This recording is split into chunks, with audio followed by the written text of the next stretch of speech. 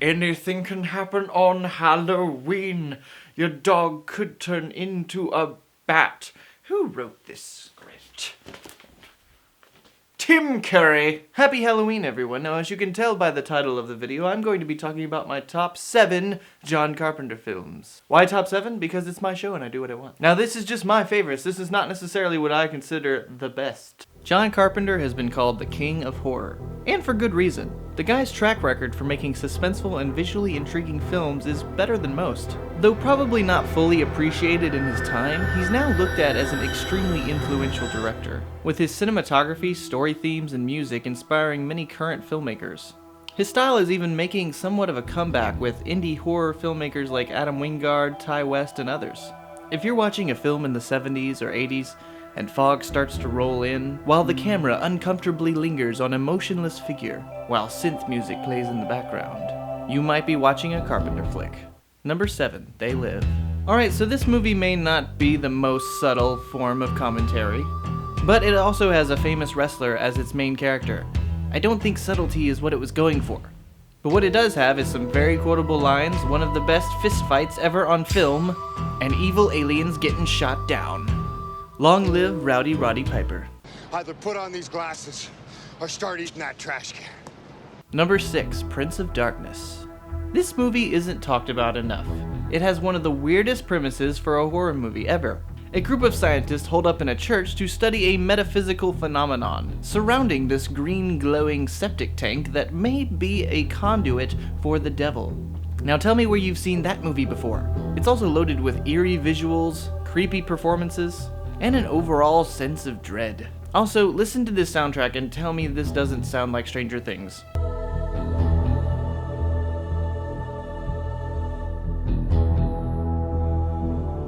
This Halloween, watch Prince of Darkness, and also be on the lookout for a homeless man that looks like Alice Cooper.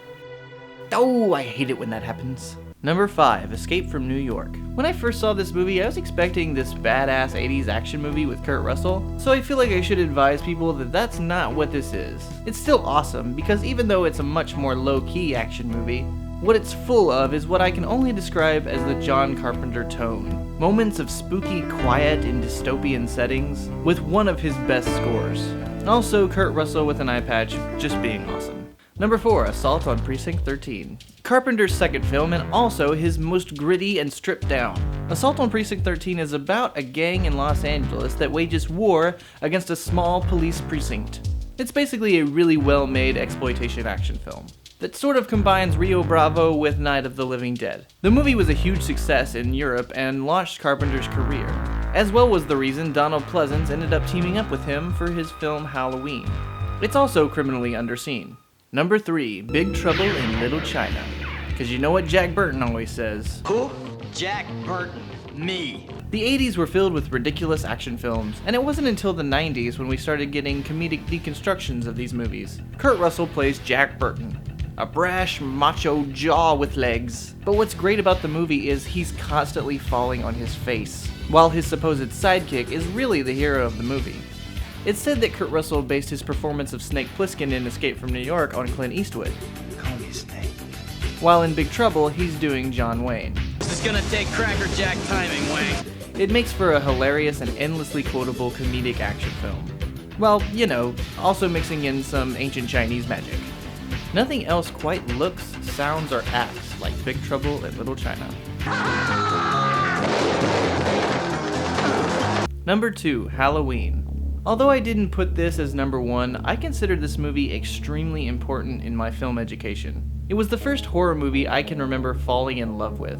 The first I remember noticing how great the cinematography was, how great the music, the atmosphere, and mythology of the story was. It's so funny that this movie launched a genre of masked killers with none of the subtlety or nuance that this film has. So much of its effectiveness comes from simple shots of someone just standing in the distance, and long sequences of quiet suspense. I'd say the only thing that doesn't hold up are just a few of the performances. Also, could it be more obvious this is not Illinois in the fall? But that's not why you watch it. You watch it for its eerie tone and masterful direction. It's also amazing what they did for such a small budget, and it's no wonder that so many new horror filmmakers today are trying to emulate this style. This will undoubtedly be the film that Carpenter's most known for. And even if it isn't perfect, it's definitely his most iconic and seminal film. And my number one favorite John Carpenter movie is The Thing. It's almost impossible to believe that this film was a flop when it was originally released. I guess people were just feeling positive vibes around aliens at the time. And this film is anything but that. A story about a group of people working in Antarctica at a research facility, with a lead performance by, once again, Kurt Russell. The men are terrorized by a mysterious and deadly alien. What does the alien look like? Well, it could look like that guy. Or this guy. It's a shapeshifter that kills its human host and takes the form of whatever it kills. So not only is this a scary alien movie, it's also a conspiracy thriller, where even the director admitted he wasn't sure who was the thing and when. The effects in the movie are the showstopper, created by Rob Bottin, who also did RoboCop and Fear and Loathing in Las Vegas. How he didn't win an Academy Award for this movie will forever be a mystery. With the perfect mix of a great story, chilling atmosphere, and fantastic sequences, this in retrospect is now looked at as Carpenter's masterpiece. And there's just no arguing it. Hello, I'm coming to you from the future, because I forgot to record this bit when I recorded the other bit. So here I am now recording this bit. I thought I would give you guys a treat. Some people have asked me about this. What do I do with my ultraviolet free downloads that come with the DVDs? I don't do anything with them. I don't care. I don't want to watch a movie on my phone, or if I have the Blu-ray, why am I going to watch it on my laptop? I don't want that. So I thought I'd give the movie to one of you lucky people. So since this was a John Carpenter video, I thought similar theme. I didn't have any for a John Carpenter movie, but I did have one for It Follows. So if you don't have It Follows and you want the code, here it is, right there. So now I'm zooming in even. So now I'm going to zoom in even more. So you can freeze frame that, take that code, bam.